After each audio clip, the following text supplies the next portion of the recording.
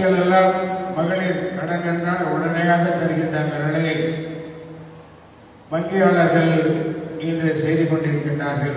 காரணம், நீங்கள் அந்த தவணைகளை திருப்பி செலுத்துகின்ற நியாயமானவர்களாக நேர்மையானவர்களாக இந்த வங்கி மேலாளர்களுக்கு நீங்கள் அடையாளம் காணப்பட்டு எப்பொழுது சென்றாலும் எத்தனை லட்சம் கேட்டாலும் எத்தனை கோடிகள் கேட்டாலும் தொழில் புரிவதற்கு உங்களுக்கு உடனடியாக அந்த கடனை வழங்குகின்ற நிலையிலே அனைத்து வங்கிகளும் செயல்பட்டுக் கொண்டிருக்கின்றன.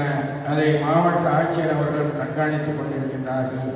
என்ற வகையிலே இந்த அரசு, தமிழக அரசு, தளபதியார் அரசு, பெண்களுக்கான அரசு உங்களுக்காக பல்வேறு சலுகைகளை முதல்வர் அவர்கள் செய்து கொண்டிருக்கின்றார்கள்.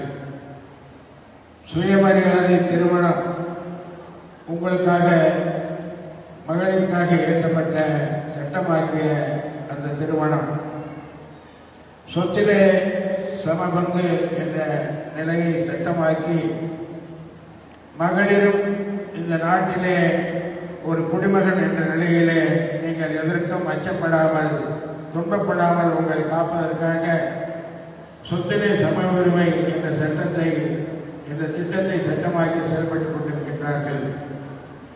இன்று விடியல் பயணம் உங்களுக்காக ஏற்பாடு செய்யப்பட்டு லட்சக்கணக்கான மகளிர் இன்று கோடி அளவிலே அதை தாண்டி எவ்வளவு நஷ்டம் வந்தாலும் பேருந்திலே நீங்கள் பயணிக்கின்ற அந்த தகுதியை உங்களுக்காக தந்து கொண்டிருக்கின்றார்கள்.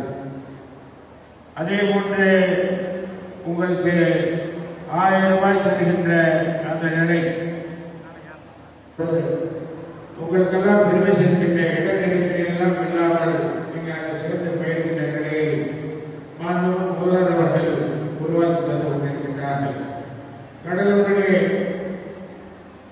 இன்றளவு இடம் கிடைக்கவில்லை என்ற நிலையெல்லாம் மாறி வருகின்ற ஆண்டுகளிலே பண்ருட்டியிலே, கள்ளக்குறிச்சியிலே கல்லூரியில் ஆரம்பிக்கப்படுகின்ற பொழுது அங்கே சேர்கின்ற மாணவ மாணவர்கள் அதிக அளவிலே சேர்கின்ற நிலையிலே கடலூரை சுற்றி இந்த கல்லூரியிலே, கலைக்கல்லூரியிலே, பெரியார் கலைக்கல்லூரியிலே போதுமான மாணவ மாணவர்கள் பயில்வதற்கு ஏதுவாக இருக்கும் என்ற நிலையிலே இன்று உங்களுக்கு உதவுகின்ற விதமாக நிறைய அரசு கலைக்கல்லூரிகளை திறந்து வருகின்ற ஆண்டுகளிலே அதை நடைமுறைப்படுத்த இருந்து கொண்டிருக்கின்றார்கள். முன்னேற வேண்டும்.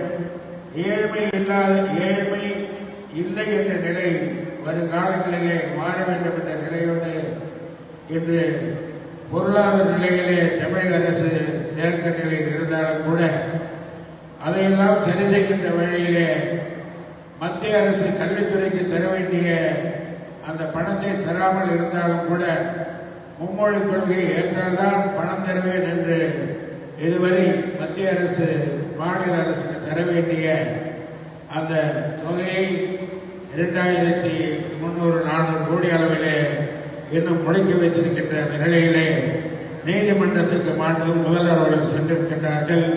விரைவிலே நல்ல தீர்ப்பு வரும். நமக்கு வேண்டிய நிதியை மத்திய அரசு விடுவிக்கும் என்ற நிலையிலே உங்களுக்கான அரசு, மகளிருக்கான அரசு, தமிழருக்கான அரசு, ஏழைக்கான அரசு என்பதை நீங்கள் நினைவில் கொண்டு எப்பொழுதும் தலைவர் தளபதியார் அவருடைய கரங்களை வெளிப்படுத்துகின்ற விதமாக நீங்கள் செயல்பட வேண்டும் என்று கூறி வாய்ப்பிற்கு வணக்கம் கூறி விடைபெறுகின்றேன்.